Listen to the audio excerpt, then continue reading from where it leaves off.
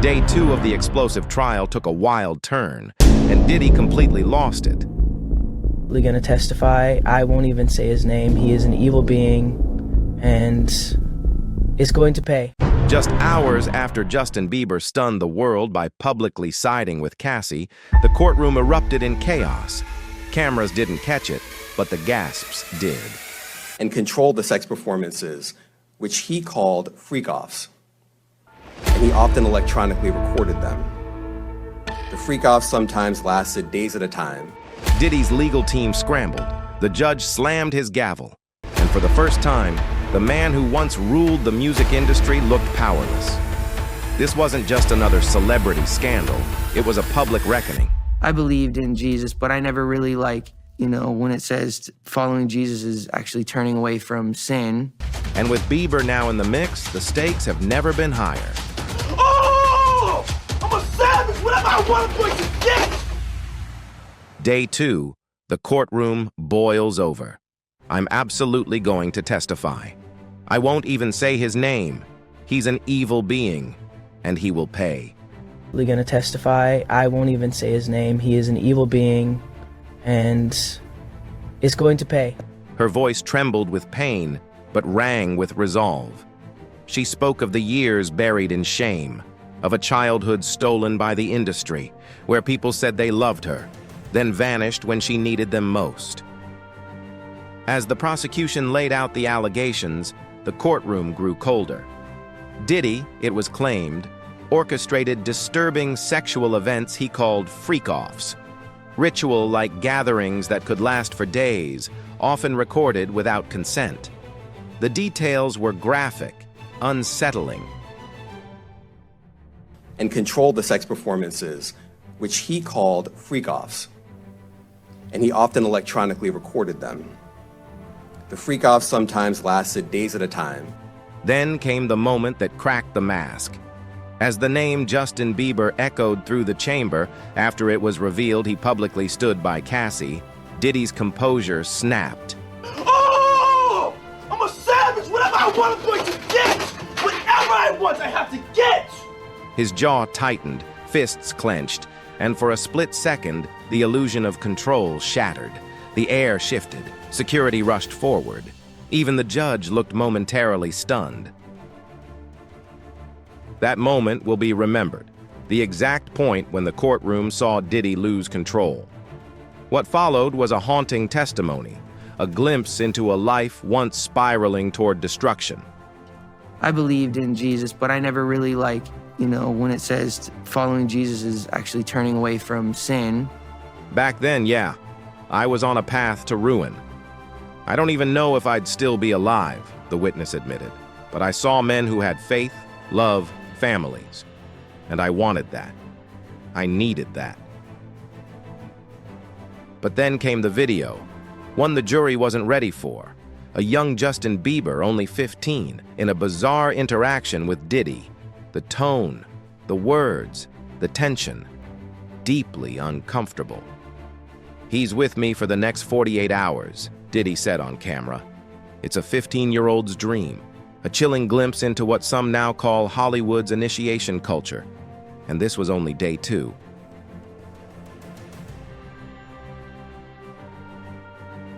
Justin Bieber's shocking support for Cassie shakes the courtroom. Justin Bieber, discovered by Usher, managed by Scooter Braun, was once the golden child of pop.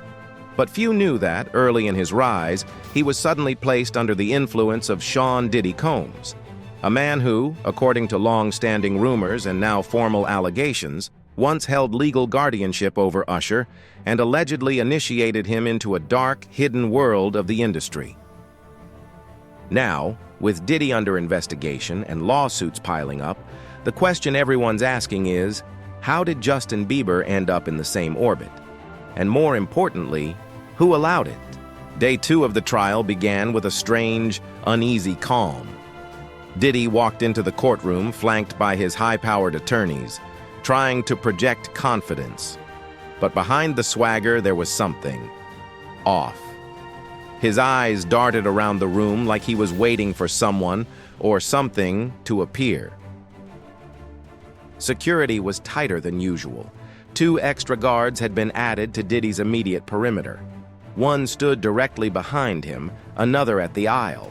This wasn't standard protocol.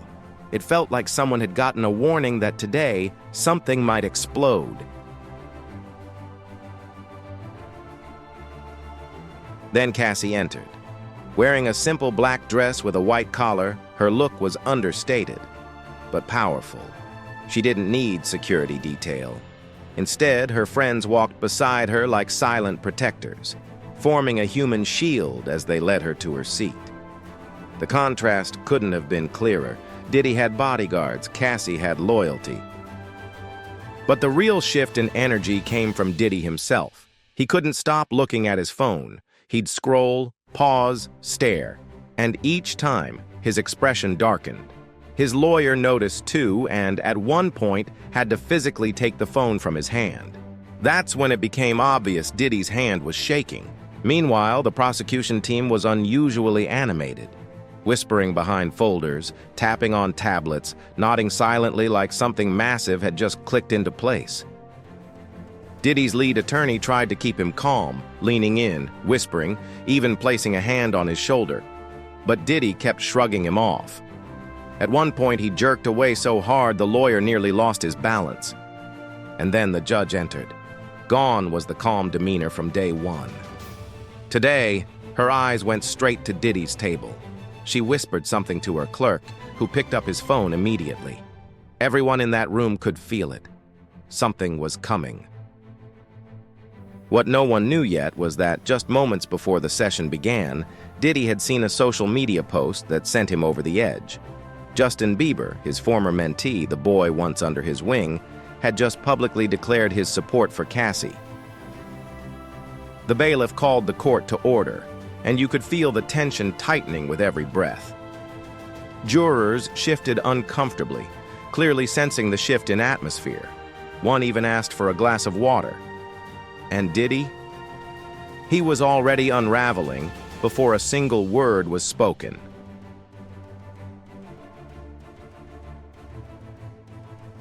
The moment, everything cracked. Her hand trembled as she reached for the cup of water, the rim rattling softly against the glass. Across the room, Diddy sat frozen, his leg bouncing uncontrollably beneath the table, a thick vein pulsing at his temple. His attorney kept sliding documents in front of him, trying to anchor him in legal procedure, but Diddy shoved them aside. He wasn't listening. He wasn't reading. He was unraveling. He stared dead ahead, jaw clenched, his breathing heavy and uneven. It was like watching a volcano strain against its own walls, seconds away from blowing. Everyone in that courtroom felt it. The pressure, the tension, the sense that something devastating was about to explode, and no one knew exactly what would ignite it. The second hand on the courtroom clock seemed louder with each tick, louder than the whispers, louder than the shuffling papers, louder than the hope that maybe, just maybe, he'd keep it together. But Diddy's perfect, polished image was already cracking. Meanwhile, outside the courtroom drama, a new shockwave had just landed. Justin Bieber, once mentored by Diddy, once introduced to the world hand in hand with Usher and Scooter Braun, had just posted a statement. Not a vague PR gesture, not a diplomatic middle ground, a full-throated public show of support for Cassie. The industry went into freefall. This wasn't just another celebrity chiming in. This was Justin Bieber, the same teenage boy who once looked up to Diddy, who appeared in videos as a minor at his parties, who was paraded as Diddy's protege. For years, Diddy had publicly claimed to be Justin's big brother, even saying he helped shape the boy's future. So when Bieber's post hit social media during court proceedings, it wasn't just news, it was betrayal, a direct hit to Diddy's ego, his legacy, and, most dangerously, his already fraying state of mind. Inside the courtroom, Diddy's team scrambled. One lawyer tried whispering reassurances. Another reached for the phone to shut it down, but it was too late. He had already seen the post, and in that moment, Something inside Diddy broke. "I just want to protect her," Bieber's voice once said in a past interview, now circulating again. "I don't want her to go through what I did. Imagine being that young, impressionable, put in a room full of nothing but sweets and told, 'I'll be back in 2 days.' It messes with your head. People need to understand that." I just want to protect her, you know? I don't want her to go through anything I went through. I don't wish that upon anybody. As if that wasn't enough, the courtroom drama now had another layer. A civil case accusing Diddy and another A-list celebrity of rape during an after-party following the 2000 VMAs. That co-defendant? None other than Sean Carter, Jay-Z. The same Jay-Z who is now blasting attorney Tony Busby, calling for sanctions and trying to discredit the very foundation of the case. But in that courtroom, none of the legal posturing could distract from what just happened. Justin Bieber had thrown down the gauntlet, and Diddy was spiraling, on full display in front of the judge, the jury, and the world.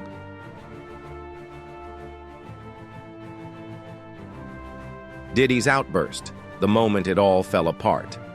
Justin Bieber didn't hold back. In a bombshell post that spread like wildfire, Bieber got brutally specific, describing in vivid detail what he personally witnessed at industry parties. He recalled moments where Diddy grabbed Cassie's arm too tightly at a 2015 after-party. Times when Diddy would cut her off mid-sentence during interviews and speak for her like she wasn't even there. These weren't rumors. These were first-hand accounts from one of the most famous artists in the world. As the first court recess began, chaos broke out, not in the courtroom, but in the hallways just outside it. Legal assistants huddled together, whispering as they passed phones around. Court staff printed screenshots for defense and prosecution teams. Reporters darted through the corridor, some nearly tripping over themselves to break the story. Even jurors, who are instructed not to follow media, looked around, visibly rattled by the tension in the air. Something seismic had just happened, and everyone in the building could feel it. Bieber's post didn't just tell a story, it showed one.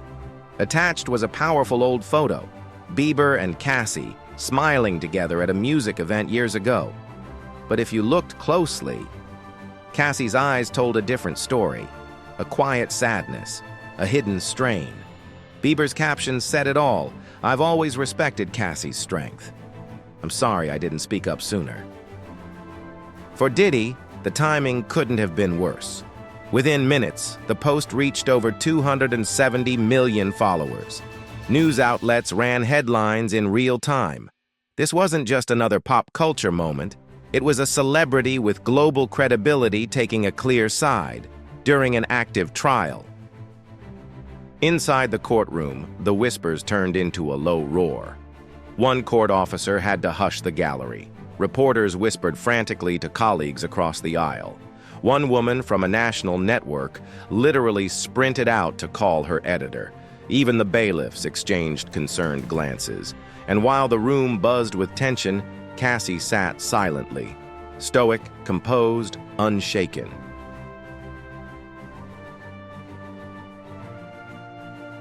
But then all eyes turned to Diddy.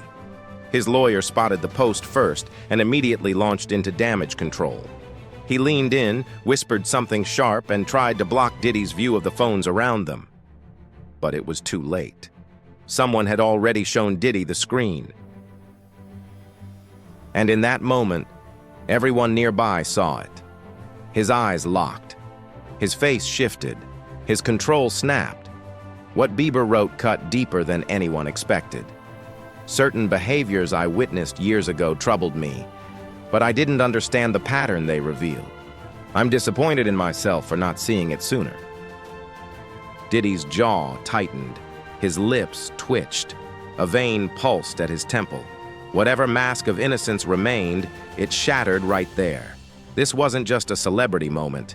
It was the turning point. And the courtroom would never be the same again.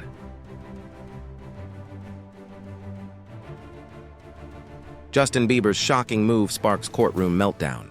Justin Bieber just reignited a firestorm, this time by publicly turning his back on his former mentor, Sean Diddy Combs. And make no mistake, this isn't just celebrity gossip. It feels like the fall of Hollywood Babylon in real time. In a resurfaced 2020 interview with Zane Lowe, Bieber broke down in tears talking about Billie Eilish. He said he felt protective of her, recalling how lost and betrayed he felt as a teen star. Everyone said they loved me, then turned their backs in a second. He never said who he was protecting her from, but now that silence is deafening. Being in the industry and not knowing where to turn, and everyone, telling me they love me and, just turn their back on you in a second. When Diddy saw Bieber's post of support for Cassie, witnesses say his entire demeanor changed in an instant. First shock, then rage. His jaw clenched, hands shook, and he fumbled papers from his lawyer. He stood abruptly, muttering through gritted teeth, "After everything I did for that kid, loyalty means nothing." A bailiff moved in, sensing the danger. Diddy's lawyer physically pulled him back into his seat. Courtroom sketches later captured the fury in Diddy's eyes and the veins bulging in his neck. One sketch artist said she'd never seen a defendant look that intense in over a decade. The prosecution saw their moment and signaled to fast-track a witness tied directly to Bieber's post. Even security subtly closed in on Diddy's table. The tension, palpable. The betrayal, public, and the consequences, just beginning. Diddy's breakdown escalates as Cassie takes control. The tension reached a boiling point when one security guard quietly unclipped something from his belt, not drawing a weapon but clearly preparing for the worst. Diddy, once calm and composed, was now visibly unraveling. The man who once nodded confidently and scribbled notes was gone. Instead, he fidgeted constantly, wiped his face, and tugged at his tie like it was choking him. Then came the explosion. Diddy slammed his hand on the table, sending a glass of water flying. It shattered on the courtroom floor. People jumped. Reporters nearby clearly heard him growl, "I'll make sure he never works in this town again. Neither of them will." His lawyer had to physically restrain him. The judge immediately pounded the gavel and called for a 15-minute recess. But that break only gave Diddy more time to spiral. When court resumed, Cassie returned with a new energy. Gone was the nervousness of day one.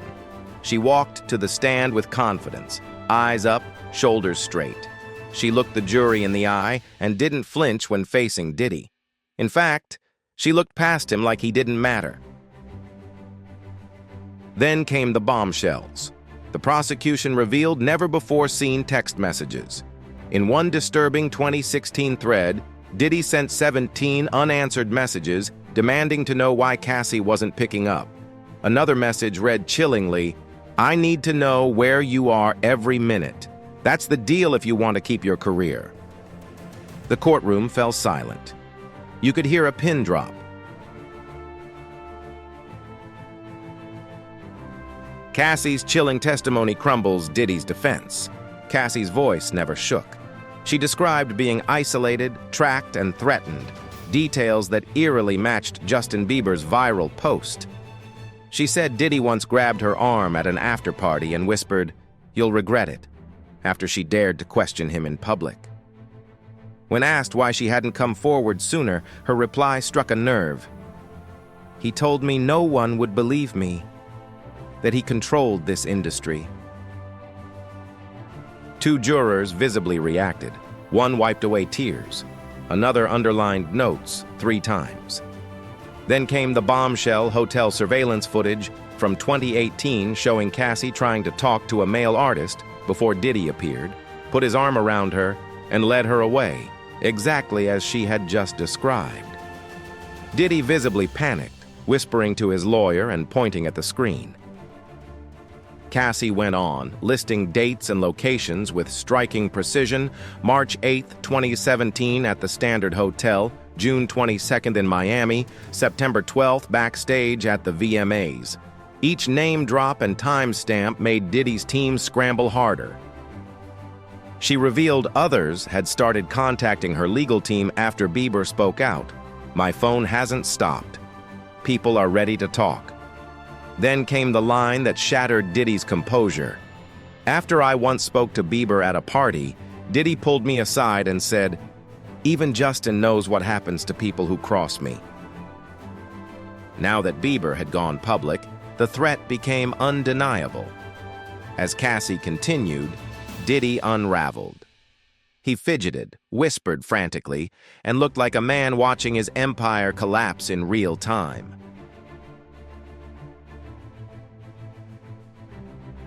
Legal battle over video evidence intensifies as emotional testimony resurfaces.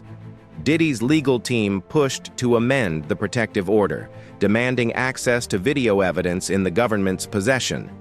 They argued that under federal criminal procedure, the defense should be able to view and manipulate the electronic data for preparation.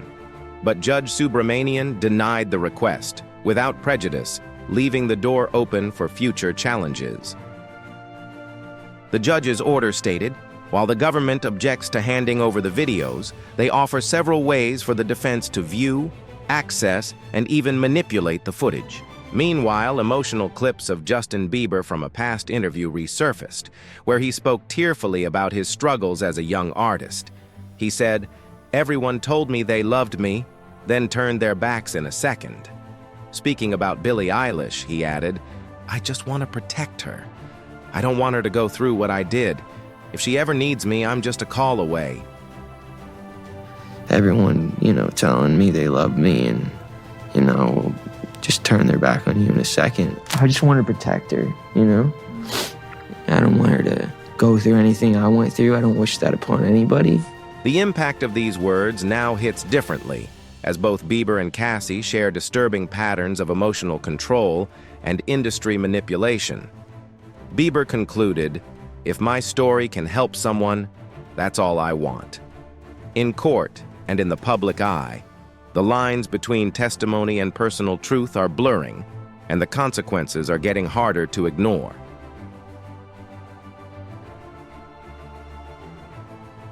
Courtroom erupts as explosive text messages surface. Just when it seemed the trial couldn't get more intense, the prosecutor calmly stepped forward and addressed the judge. "Your Honor, we'd like to present evidence that directly contradicts Mr. Combs's claim that Ms. Ventura fabricated her allegations." She connected her tablet to the courtroom display. Instantly, the screens lit up with 2017 text messages between Justin Bieber and Cassie. One message from Cassie read, "I don't know what to do anymore. He monitors everything. He said if I talk to anyone, he'll make sure I never work again." Bieber replied, "This isn't normal, Cass. What he's doing isn't okay. You need to talk to someone who can help." The room went still, then chaos. Diddy shot out of his chair, the screech echoing off the walls. His face turned red, eyes bulging. "This is all lies," he shouted, pointing at Cassie. "Where's your loyalty after everything I did for you?" His lawyer grabbed his arm, whispering, "Sean, don't do this," but Diddy shoved him away so hard the man stumbled. The judge slammed her gavel. "Mr. Combs, sit down immediately or I will have you removed." Two security officers rushed in. One blocked Diddy from getting near Cassie, the other flanked him from behind. The jury sat in stunned silence. One woman covered her mouth. A man leaned away from Diddy in fear. Still raging, Diddy pointed at the screen. "Those are fake! This is a setup!" His voice boomed through the courtroom, but the damage was already done.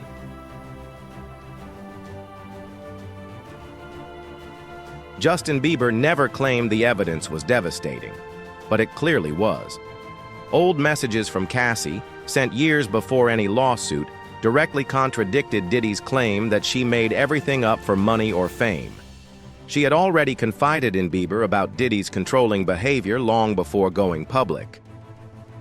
When the texts appeared in court, chaos erupted. The judge immediately ordered the jury out as Diddy shouted and refused to sit. Security rushed in, and for a tense moment it looked like he might fight back. But then he froze, breathing hard. the damage already done. His carefully curated image was shattered. With the jury gone, Judge Marlowe didn't hold back. "This is a court of law, not your studio," she snapped. One more outburst, and he'd be held in contempt. She then ordered a psychiatric evaluation and tightened courtroom security. No phone, no private conversations, and 2 officers by his side at all times. Meanwhile, Diddy's legal team looked panicked. One attorney made frantic calls, another scribbled notes, and all of them knew one thing: their defense was falling apart. The jury didn't need words. Their body language said it all. When they returned, the shift was obvious. One woman scooted her chair away from Diddy's table. A man who had taken notes all morning now sat stiff, arms crossed. Juror Dummerger 8, who once smiled at Diddy, refused to even look at him. Meanwhile, the prosecution remained cool and collected. The lead attorney calmly sorted her papers, occasionally glancing at Diddy with quiet satisfaction. Her assistant even had to hide a grin. Security tightened around Diddy, with officers standing behind him and at the door. The message was clear: no more risks. Observers in the courtroom were stunned. A former federal prosecutor whispered, "He just lost right there." One law professor scribbled furiously. Another lawyer muttered, "Amateur hour." Cassie, in contrast, was calm and composed, silent, still, unshaken. She didn't react to Diddy's meltdown. Her poise made his outburst look even worse. That morning, Diddy had entered with swagger and confidence. By the end of the day, he slouched out with his tie loose, eyes down, avoiding the press. His lawyer tried to guide him, but Diddy shrugged him off. Not from pride, from defeat. This wasn't just about evidence. It was about who kept control. And when Bieber sided with Cassie, the real power shift began. The silence in Hollywood may be breaking. Who's next to speak out?